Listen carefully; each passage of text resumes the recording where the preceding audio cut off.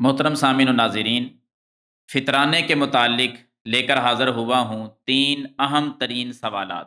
پہلا سوال کہ فطرانہ کتنا بنتا ہے؟ دوسرا سوال فطرانہ کس کو دینا ہے؟ اور تیسرا سوال ہے کہ فطرانہ کب دینا ہے؟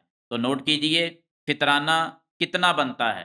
صحیح بخاری اور مسلم میں حدیث موجود ہے، رسول اللہ صلی اللہ علیہ وسلم نے ہر چھوٹے بڑے پر، آزاد اور غلام پر، مذکر اور مؤنث پر، ہر کسی پر ایک سا فطرانے کا فرض قرار دیا ہے۔ وہ گندم سے ہو، وہ جو سے ہو، وہ مکئی سے ہو، کسی بھی خوراک، چاہے وہ کھجور سے ہو، جو چیز بطور خوراک استعمال ہوتی ہے اس میں سے ایک سا ہر بندے نے اپنا فطرانہ ادا کرنا ہے۔ ایک سا میں کتنا وزن ہوتا ہے؟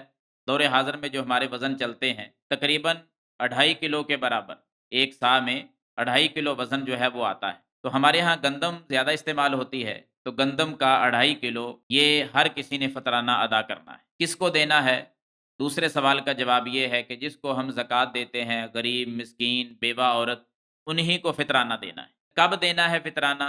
یہ بھی ذرا نوٹ کر لیں، اس پر بھی بہت زیادہ میڈیا پر آج کل اختلافات سامنے آ رہے ہیں کہ فطرانہ کب دینا ہے۔ اسی حدیث کے اندر جو میں آپ کے سامنے ابھی پڑھ رہا ہوں، اس حدیث میں نبی صلی اللہ علیہ وسلم نے ٹائم کا تعین بھی کیا ہے۔ وَأَمَرَ بِهَا أَن تُؤَدَّى قَبْلَ خُرُوجِ النَّاسِ إِلَى الصَّلَاةِ۔ نبی صلی اللہ علیہ وسلم نے فطرانہ ادا کرنے کا جو حکم جاری کیا ہے وہ عید کی نماز پڑھنے کے لیے نکلنے سے پہلے کیا ہے، کہ کوئی بندہ عید کی نماز پڑھنے جب نکلے اس سے پہلے پہلے فطرانہ ادا کر دے۔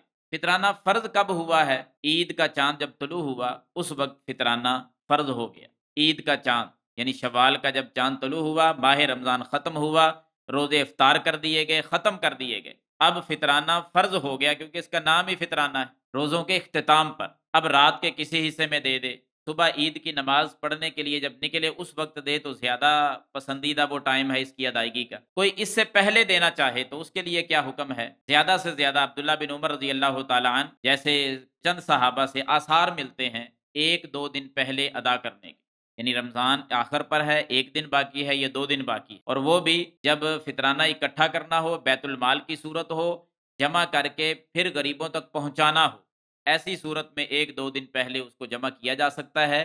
اس سے زیادہ پہلے فطرانہ دینا یا اکٹھا کرنا اس کی کوئی دلیل نہیں ملتی، کسی سے بھی کوئی دلیل نہیں ملتی، تو اس لیے اس کے پسندیدہ ٹائم پر ہی غور کرنا چاہیے، اسی وقت اس کو ادا کرنا چاہیے۔ بعض لوگ یہ کہتے ہوئے دکھائی دیتے ہیں کہ فطرانہ ابھی ادا کر دو، اختتام کا انتظار کیوں کرتے ہیں ماہ رمضان کا؟ غریبوں کو اپنی خوشیوں میں شامل کریں۔ بھئی یاد رکھیں کہ غریبوں کو جو خوشیوں میں شامل کرنے کا کہا گیا ہے وہ حدیث کے الفاظ پہ غور کریں۔ 2 مقصد ہیں فطرانے کے۔